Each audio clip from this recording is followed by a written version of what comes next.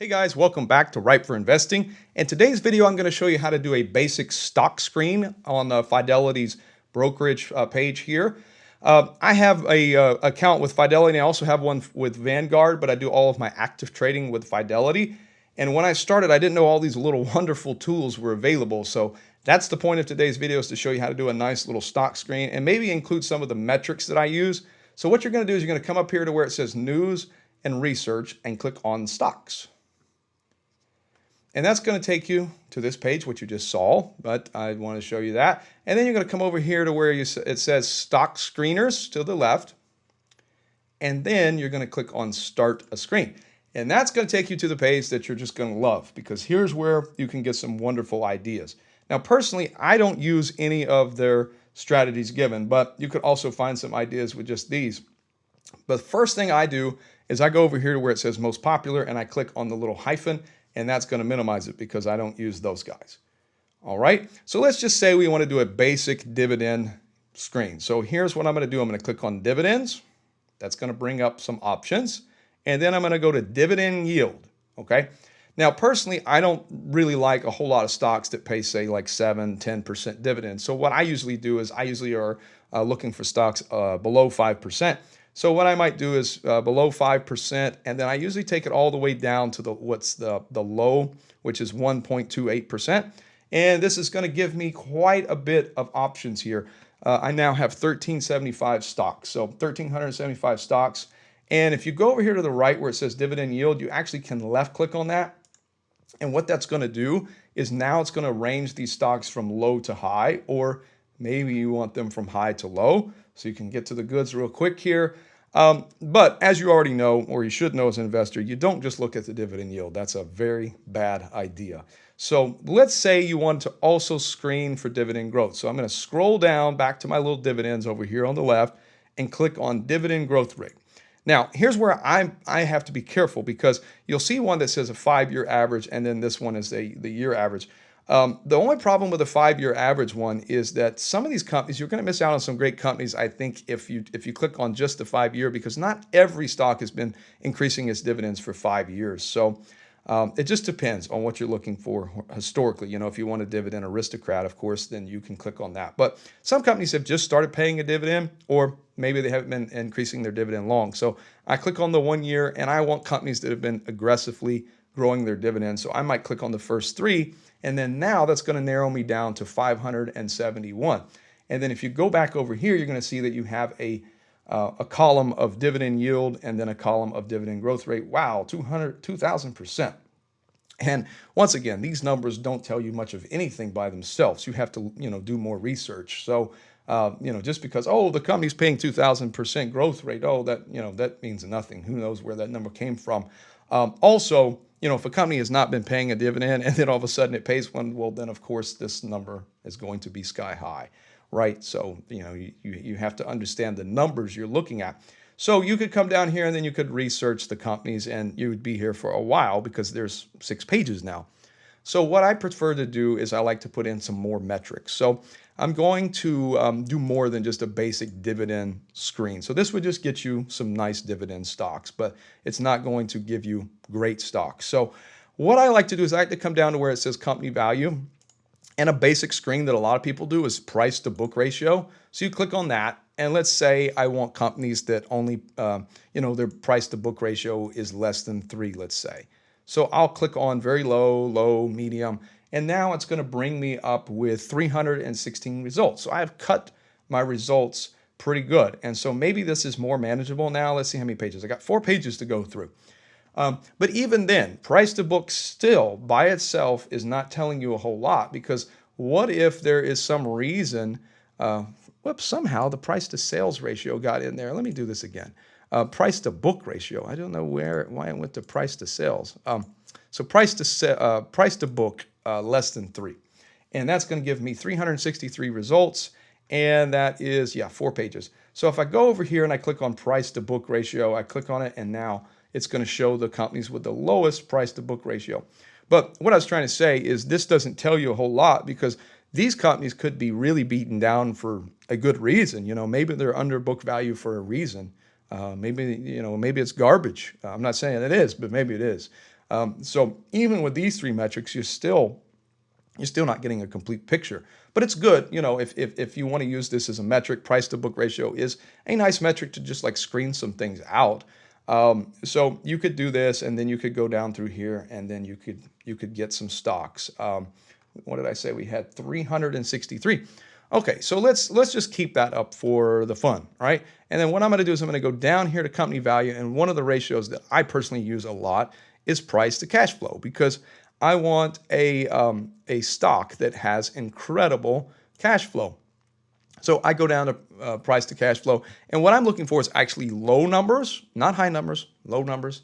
I like it when they're under, say, 11 or 12, but we'll go all the way up to almost 15 here.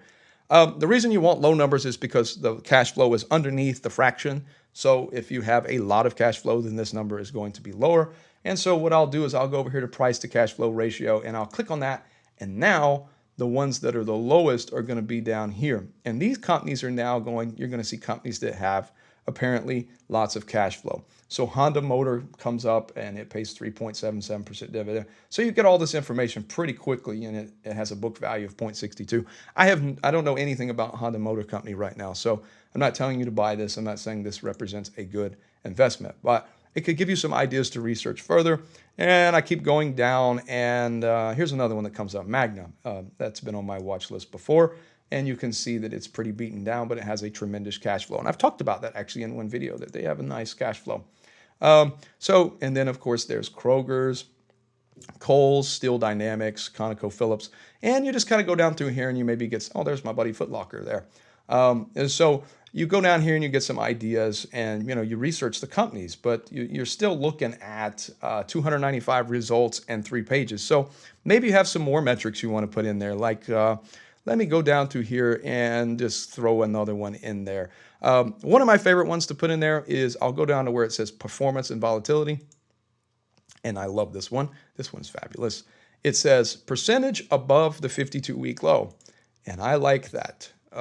So what I like to do is say, okay, it's very low above the 52-week low. So not much percentage. And I might just click on 2 of them.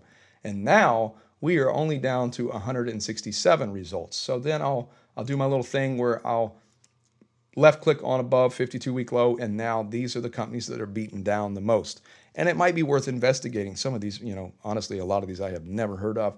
But I may find something in here that I have heard of. Like if I go down through here long enough, let's see. There